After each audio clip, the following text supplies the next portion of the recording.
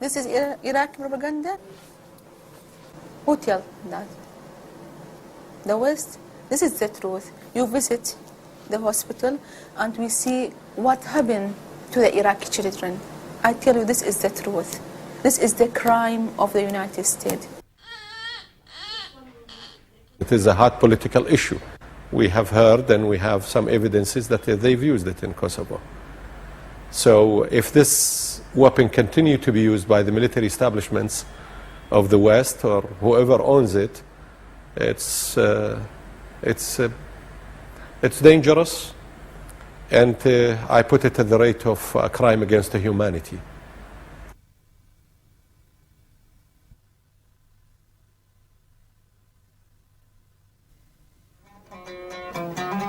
Iraq, once a fabled land of caliphs and kings, is today a country under economic siege.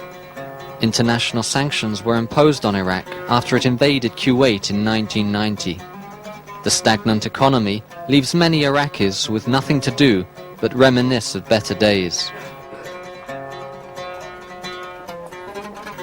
Yet another, possibly more sinister legacy from the Gulf War is worrying the people.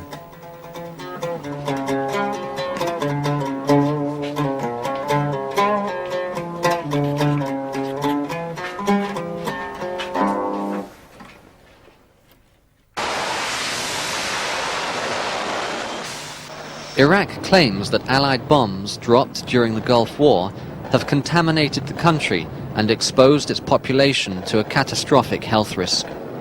In particular, bombs containing a heavy metal called depleted uranium. American and British forces fired over 1 million rounds containing depleted uranium, a substance both radioactive and chemically toxic. On this road, thousands of Iraqi troops were killed fleeing Kuwait. The bombs used are arguably behind the continuing death rate among Iraq's Gulf War veterans.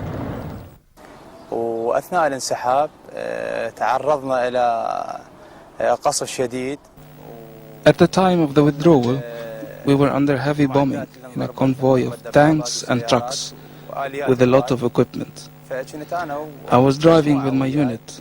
The shelling was fierce, and I began to smell a very bad smell, a strange smell, something like bad eggs and rotten garlic.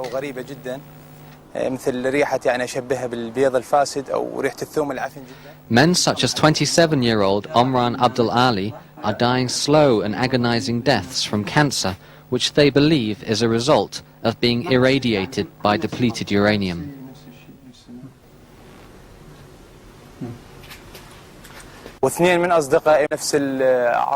Two of my friends have the same symptoms and same swellings. I think that they have been cured. From 1997 till now, I've been taking various medications. I've had injections and I've taken pills. I can't see any progress. Day by day the swelling is getting bigger. At night I can't sleep and I feel I'm suffocating. It's strangling me between the left and the right.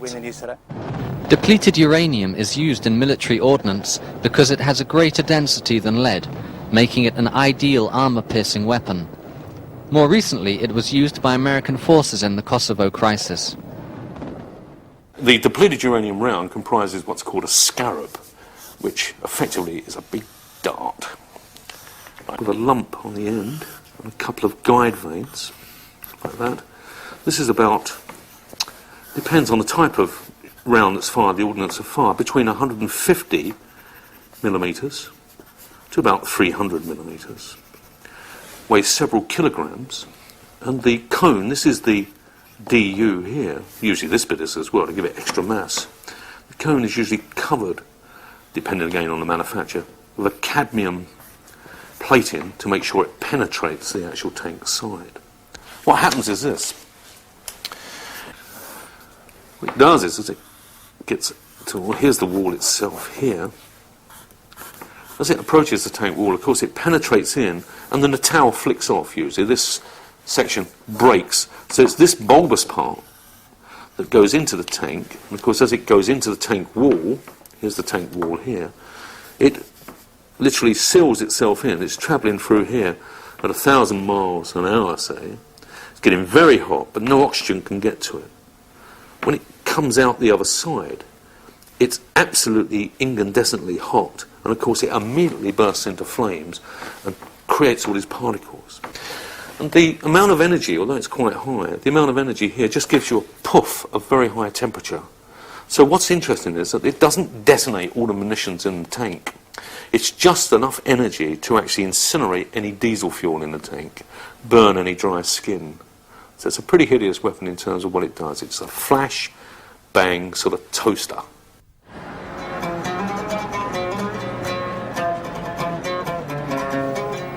Iraq was once known as the